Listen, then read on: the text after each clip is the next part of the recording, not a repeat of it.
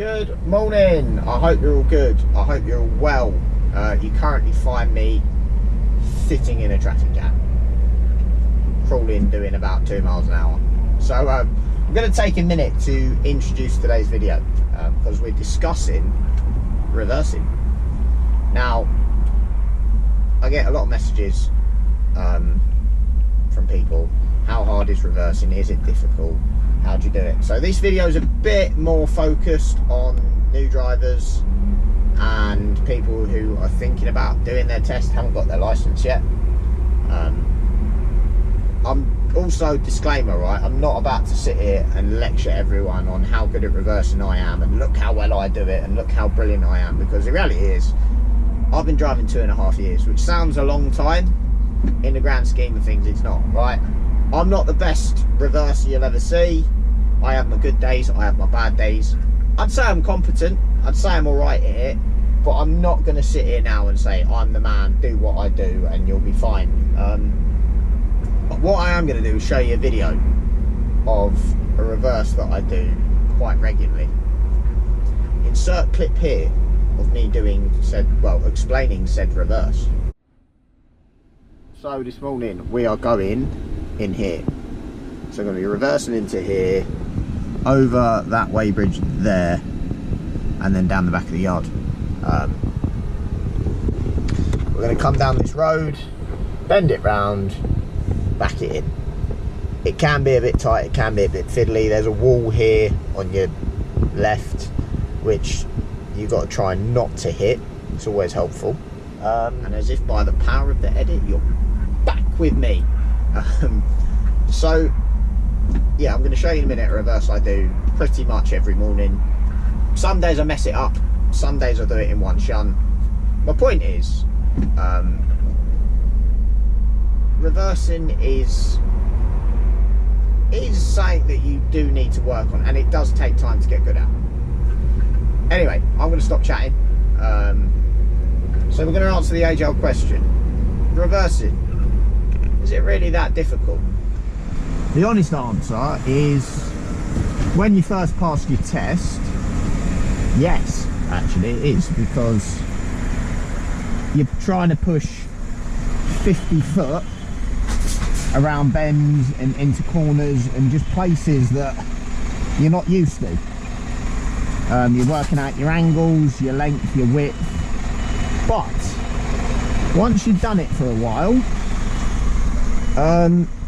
the answer then becomes, it's as hard as you make it.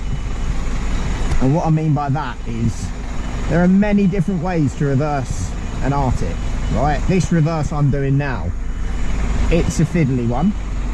What I like to do is I get my trailer wheels up onto the curb here, and then once I hit that curb, now I start bending it round.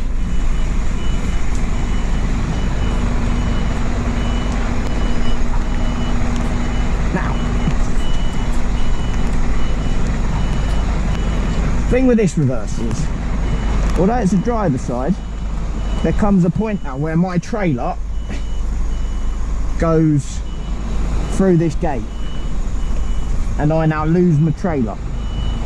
So it's now a bit like, not a blind side per se, because I can sort of see it, but it just gets fiddly. I'm also quite tight to a wall down my passenger side, and now we just gotta bend the trailer through the gate, start taking the lock off, avoid that wall,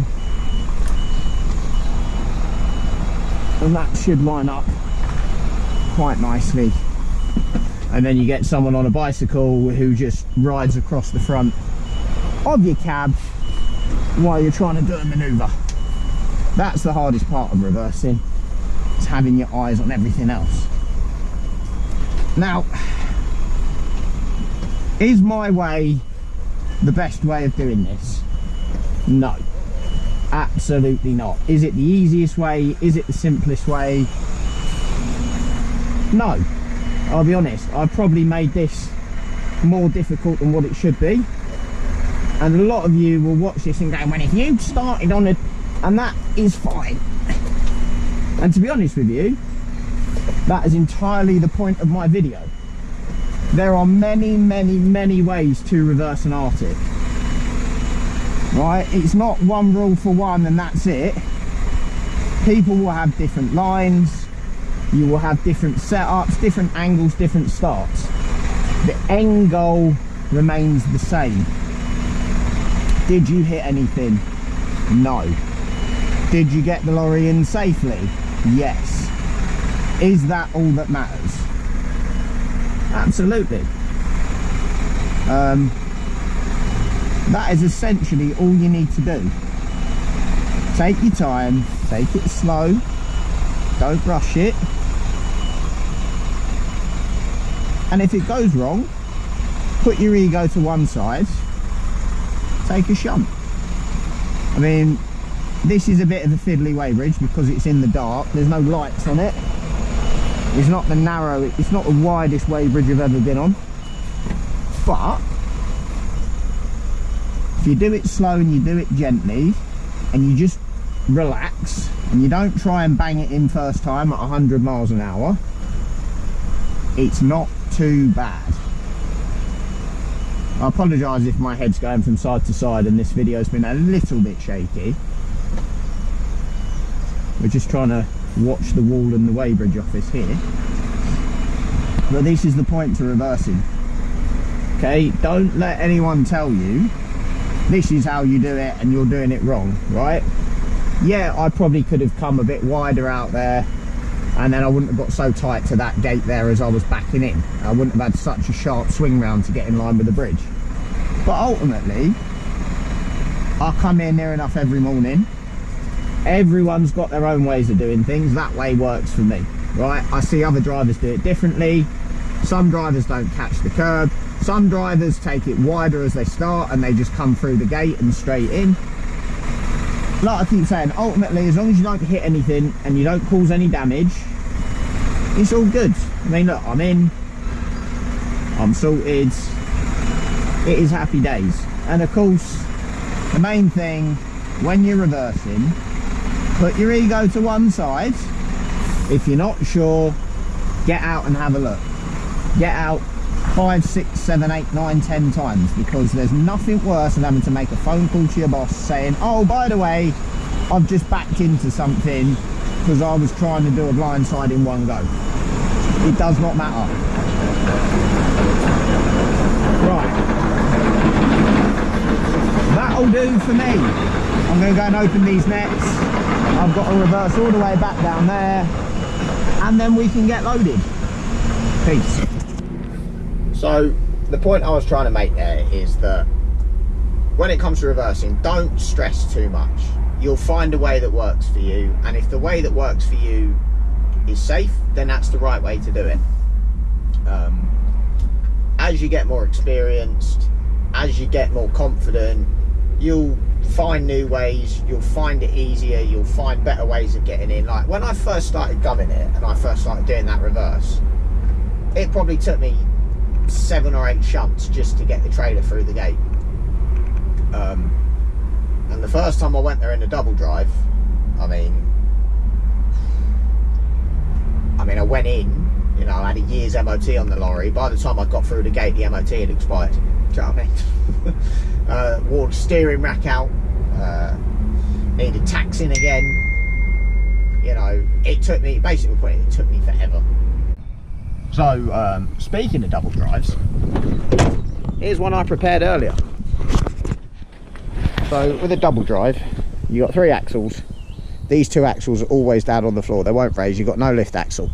They're also quite heavy because you've got an extra set of wheels on these. And you've got an extra drive shaft transfer box. So, they're quite heavy. They're not very manoeuvrable. And they take a while to react. However, also got a tipping trailer. This is a 3 axle. Got a lift axle on this as well. This is the lift axle, so this will come up and down. So tipper trailers, because they're shorter than the walking floors, they cut in a little bit quicker.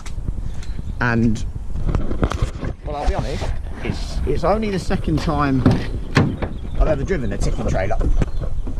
So with the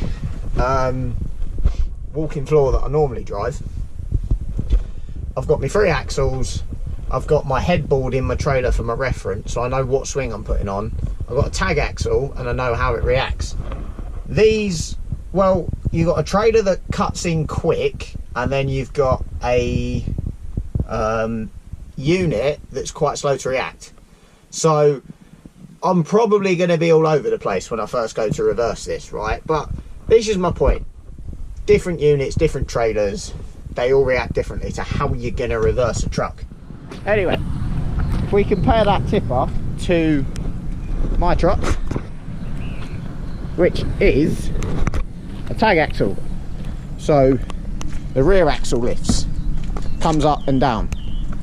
You also get a mid lift, which we don't run, but a mid lift would be, this is your lifting axle, and this one stays on the floor. Tags are great for maneuverability because you've got no drag between the front axle and the last axle. It's just these two, so the back end pivot's lovely. It's why I love a tag axle. Then you've got the tri-axle big trailer. I find these easier to reverse. Tag axle with a big trailer, tri-axle trailer. Your middle axle as well on a tri-axle trailer like this is your pivot point. So when you are reversing, wherever that middle axle's pointing is where you're going to go. So yeah, there's a little tip for you. I don't like double drives, I'm not a fan of them. I don't like the way they ride. I certainly don't like reversing them, but listen, with experience you get better at it. And don't fear it, trust me. Sometimes you'll mess it up, sometimes you'll do it in one. It just depends on what day of the week it is. Oh, we've got some movement in the traffic. That's always positive. But I hope that's just giving you a little insight into reversing and, you know, ways to do it, lines. And I won't waffle for too long. So if you need any advice, drop me a comment. Again, don't claim to be an expert at reversing. I'm not going to sit here and tell you how to suck eggs, because there's people a lot better at it than what I am, right? I have my days where I go completely wrong with reversing and I just look like I've never driven a lorry before in my life. I call them weekdays. But then you have other days where you will back it in, you'll do the tightest reverse in the world, right? And you'll do it in one shunt and there'll be no one there to see it. And then there'll be other days where all you've literally got to do is, I don't know, drive through a gate, swing right and reverse back in a straight line. There'll be like 20 people watching and you'll take 10 shunts to do it. Will you be able to reverse in a straight line? No. You're going to make yourself look an absolute numpty. But that's fine. That is okay. You just got to learn to laugh at yourself when that happens, because poo happens when you're driving lorries. Not every day is going to be plain sailing, but keep your head, keep calm. You'll be alright. Anyway, I hope you enjoyed this video. Please like, comment, subscribe, do all that good stuff there. And thanks for watching. See you on the next one.